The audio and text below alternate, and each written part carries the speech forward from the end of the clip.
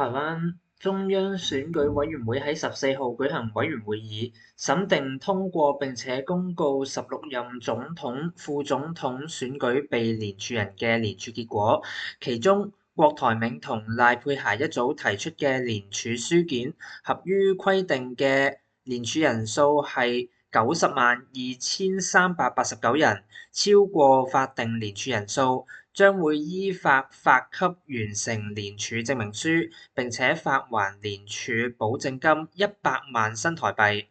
中選會又話，第16任總統、副總統選舉被連署人計有10組，法定連署人數係289667個選民。郭台銘同埋賴佩霞一組提出嘅連署書件有1036770萬份，陳美菲同埋毛超勝一組提出嘅書件就有2555410份，鄭志才同黃勝峰一組提出咗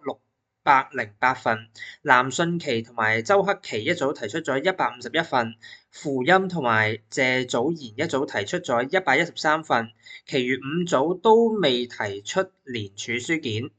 10組被連署人除咗郭台銘同埋賴佩霞之外，其餘9組候選人嘅連署人數都不足法定連署人數嘅1/2，佢哋嘅連署保證金依法均不予發還。另外，台灣傳媒報導，國民黨同埋民眾黨未能夠就住協調正副總統人選嘅民意調查誤差上限達成協議，意味住藍白合可能已經破裂。雖然民眾黨同埋國民黨已經決定咗會合作參選正副總統，並且係由馬英九、柯文哲、侯友宜3個人各推一個民調專家去決定邊個選總統、邊個做副手，但係對於民調嘅細節，國民黨同民眾黨而家就暫時未有共識。